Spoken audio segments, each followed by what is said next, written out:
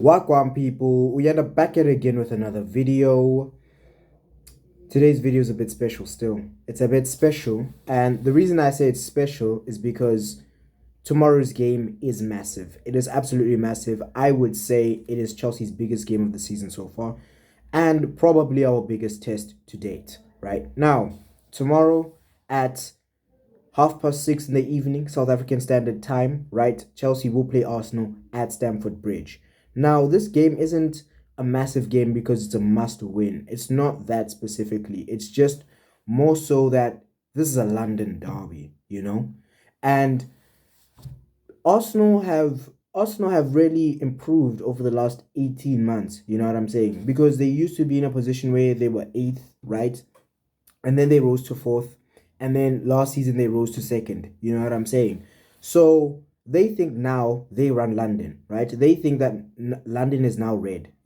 They have this delusion, right, within their fan base that they can be bad for many many years on end, and then have one good season, and then they run London all of a sudden again. And then all of Chelsea's good work over that same period goes away, and we don't run London anymore. So they need to be reminded on who the Kings of London are, who the Pride of London is. And tomorrow would be a very, very good day for us to remind them of that. Not only because we're playing them, but because we could potentially disrupt their title challenge. You know what I'm saying? And it will also be very, very good for us to be able to humble them. Because the thing is, certain football fans, when their team is winning, they get too excited, right? They think they're so big, bro. They think they're the main character, right? Because their football club is doing well. We need to show Arsenal that they are nothing. They need to sit down and be humble. You know what I'm saying? And the best way to do that is to beat them tomorrow. I think the best way to silence them would be for Mudryk goal. To win it 2-1. But anyways, let's not get ahead of ourselves. We'll see what happens, right? For now, what I'd like to do is give you an overview of who is likely to start, who's not going to start. So yeah, without further ado, let's get into it. Now, the injury list it's looking better. That's what I can say. It's looking better, but there's still some concerns here and there. So let me read off the list of names, right? First of all, out we have Armando Broja, right? Now, obviously, he came back from his ACL injury, right? He's had a few minutes here and there, right? He even started against Fulham, right? And against Burnley as well. But with Armando, he has irritation in his knee, right? And from what I hear from Mauricio Pochettino in his press conference, it's not irritation in the same knee that he injured when he had his ACL injury. It's the other knee, right? So yeah, that's unfortunate, but it doesn't seem like he'll be out for too long. So yeah, for this game, it just is what it is, right? Then Trevor Chalobah and Carney Chukwemeka, right? They have had setbacks in their rehabilitation from injury, so they're gonna be out for a little while longer. It's sad, but hey, man, what can we do about it? There's nothing that fans can do about it, right? So I'm not even gonna stress myself over it. I just hope that the medical staff and the higher ups at the club really study the problems, right, that are causing us so many injuries and solve them. That's all I can hope for. Other than that, I'm not gonna stress myself with the injuries, bruv.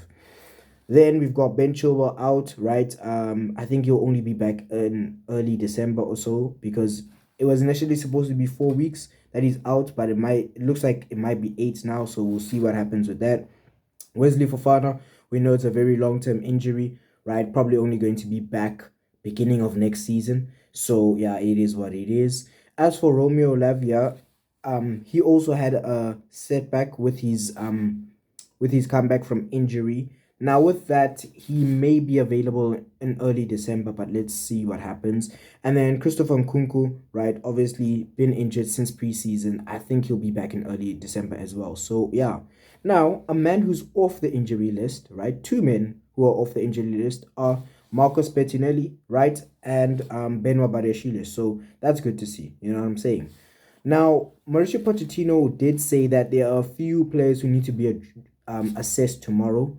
Not tomorrow. They had to be assessed earlier today, right, for tomorrow's game to see if they're fit enough to start, how long can they play and stuff like that, right? So the list of names is Axel Disasi, Nicholas Jackson, and Reece James, who has trained in the last few days. Now with Disasi, I think he'll be fine to play, right? Because when he was called up for France, right, he was quickly withdrawn from the squad because of a scan which showed that there might be a tear in the quadriceps of the left thigh, right? Now, he obviously did not play with his national team during the international break, had time to be at Cobham and just recover from that small injury. So I'm hoping that he'll be okay to play for tomorrow. We haven't been told that he's definitely out, so he may just future in this lineup. That's all I'm saying. Nicholas Jackson obviously hurt his wrist, right? A few games ago, but he was able to play against Burnley and he even scored, right? And then he was supposed to go away and play with Senegal during the international break, but he was also withdrawn from the side. I think he might have had an operation on the wrist. So yeah, but then again, this was like last week, so I think he'll be okay to play.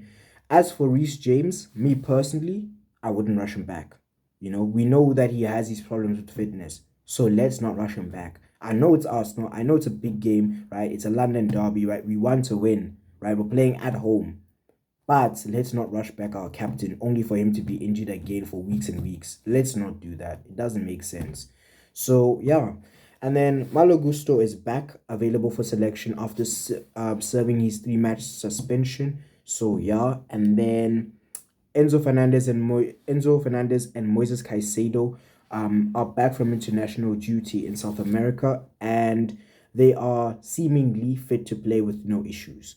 So with that done, let's get into the actual lineup. Right now, I'll play a 4-2-3-1 right against Arsenal, right? And in goal, I'm starting off with Robert Sanchez for sure, right? I just need Big Rob to, how can I say this, to keep things straight and simple tomorrow.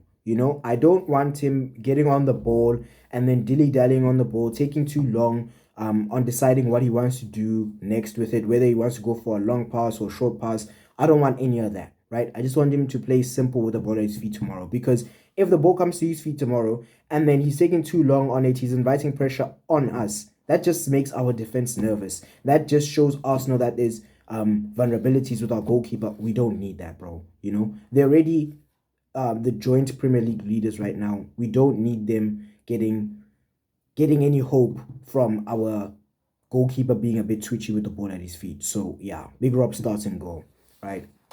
At right back, I would go Malo Gusto for sure. As I already said earlier in the video, right, I would not rush Reece James back, right? Especially when you've got Malo Gusto, right, who's 20 years old, but who plays very, very well at right back. You know what I'm saying, right? In his natural position, right? Now with Gusto, right, he was suspended for 3 games, which meant that he wasn't playing, obviously.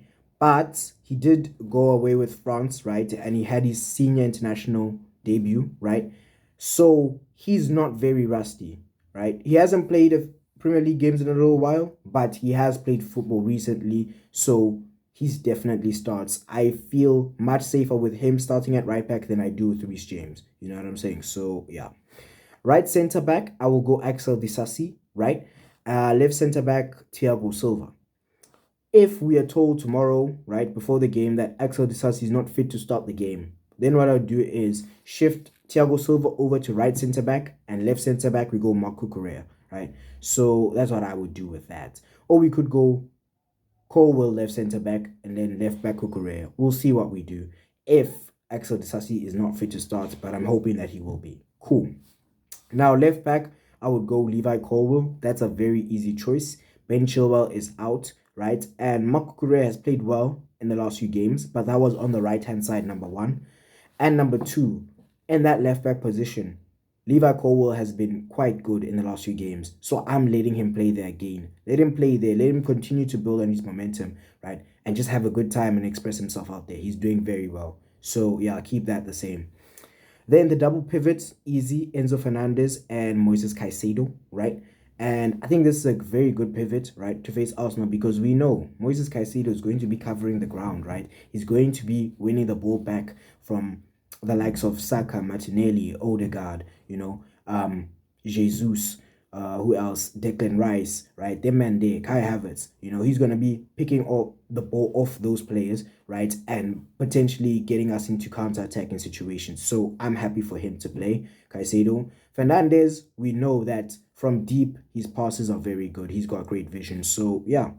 Then the three forward players in front of them, I would go with, on the left, I would go with Sterling, right? I wanted to play Mudryk. I really did, but Sterling did so well in the last game that I feel like it would be unfair to bench him. Like, the way he played in that game, we scored all 4 goals because of him. And when you factor that in, it's very unfair for him to not play. We need to reward players when they play well. So he starts, right? I would love for Mudryk to start, but I would go with Sterling, right? If Sterling is not doing the business 60 minutes in, bring on Mudryk. But until such time, give Sterling time to cook. So, in the center attacking midfielder position, I would go with Conor Gallagher. That's an easy decision. Captain Conor, right? And on the right, I would go with Cole Palmer. Now, I will get into why Gallagher must start in that center attacking midfielder position and why he must captain the side tomorrow. It's a very important reason as to why he should tomorrow. Now, up top, I'll go with Nicholas Jackson because we know Armando Broja is out and we don't really have anyone else who's established in that role. So, yeah, that would be my starting 11. Now, the reason Gallagher must play in the number 10 tomorrow and he must wear the captain's armband is his pressing, right? Because I believe that our potential win tomorrow, will be built on 2 principles. Number 1, being defensively solid. We already have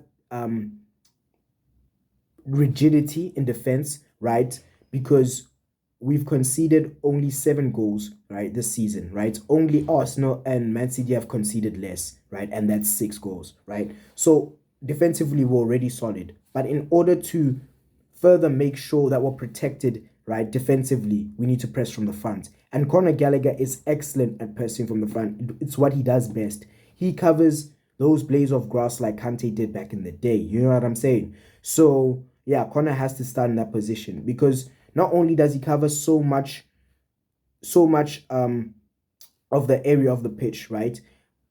Him doing that, right, induces other players to do the exact same thing. So they follow his example. You know what I'm saying? And that's a critical reason why he must start tomorrow.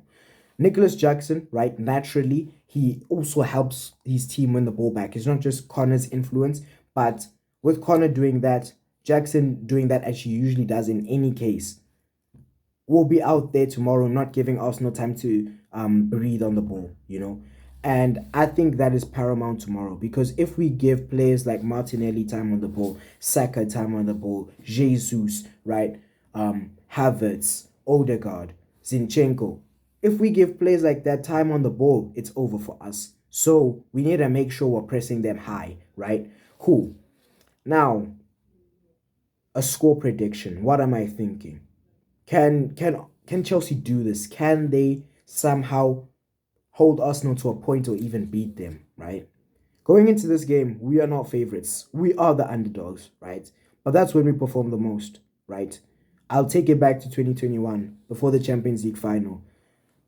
I would say a large majority of people thought that Man City would win that Champions League easily. Chelsea have no hope, right? But what did we do? As underdogs, we came, right? We saw and we conquered. You know what I'm saying?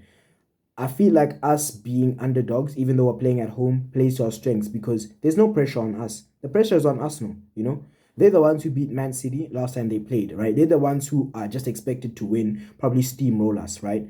There's no pressure on us. We can just go out there, perform well, express ourselves, right? And hopefully get a result, right? What I want to see from these boys is just a good performance, right? If we start off with a good performance, anything is possible, right? It's possible that we still lose, right? We play very well, but we still lose. That is possible, of course, because we're playing a good team, right? It's possible that we play very well and we hold them to a draw. And additionally, it's possible that we play well and we use the energy that the crowd is giving the players and somehow find a way to beat this Arsenal team. I think we can do it. I realistically think that we can win tomorrow. and shock the world, right? So I'm going to go with a 2-1 win over Arsenal, right? I don't know who the goal scorers are going to be. We'll see. But I'm going with a 2-1 win. I'm going to back my boys because a Chelsea win, right, at Stamford Bridge against Arsenal, it's going to be too sweet.